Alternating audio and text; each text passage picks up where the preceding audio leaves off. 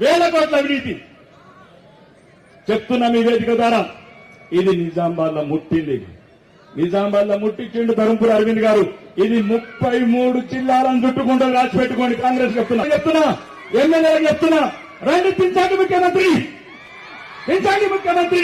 ఈ బిడ్డలకు బీజిచ్చిందాక మీ బిడ్డలు లేరా? బీసీ బిడ్డలు లేరా? ఎస్సీ బిడ్డలు లేరా? మీకు మంత్రి పదవులు కావాలా? దోసుకున్న దాంట్లో దాచుకుంటందుకు లాకర్లేం కాదు. ఇది చెప్తున్నా ఈ సాక్షిగా, మీడియా సాక్షిగా, ఈ వేదిక సాక్షిగా. బంగారు తెలంగాణ అన్నాడు ఒక్కడు, ఇప్పుడు వజ్రాల తెలంగాణ అన్నాడు ఒక్కడు. మీతో కాలేదురా. ఏసీబీ డిపార్ట్మెంట్ అనేది తెలంగాణలో ఏసీబీ. ఏ అధికారి కిలోల కొద్ది బంగారం, కిలోల కొద్ది బంగారం. ఇది మీరు చేసే అవినీతి పాలన. ఈ బిడ్డలకు మంచండి ఆ బంగారాన్ని. ఏదైతే 100 కోట్ల బంగారు బిస్కెట్లు దొరుకుతున్నాయో అవినీతి అధికారుల ఇళ్లలో ఆ బిడ్డలకు ఫీజు కట్టండి ఆ బంగారు బిస్కెట్లతో. కాబట్టి చెప్తున్నా రేవంత్ రెడ్డి, ఇంకా చాలా మాట్లాడుతున్నది సంగతి తర్వాత చూసేది ఉన్నది. అవన్నీ సమస్య తర్వాత చెప్తా. తులం ఇస్తావా, 3 తులాలు ఇస్తావా?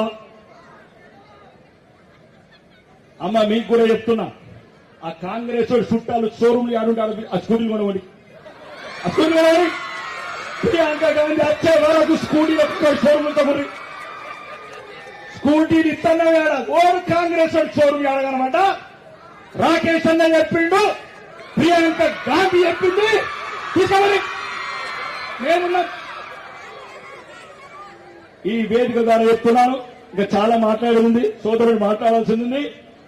ఒక్కటి మాత్రం చెప్తున్నాం, యుద్ధం మొదలైంది. ఇది నిజామాబాద్ గడ్డ మీద నుంచే మొదలు పెట్టినాం. యుద్ధం మిగిలే ఉంది తెలంగాణలోన. రాసి పెట్టుకో రేవంత్ రెడ్డి, 110 కూడా కాదు కదా, అటు 7 ఉండదు, ఇటు 1 ఉండదు. వెంకటరమణారెడ్డిని కొరంగల్ పంపిస్తున్నాం. దమ్ము ఉంటే అక్కడ కొరంగల్ గెలు రేవంత్ రెడ్డి. ఛాలెంజ్ రాకేష్ రెడ్డిని. ఒక్కసారి కొరంగల్ ఉన్నావు.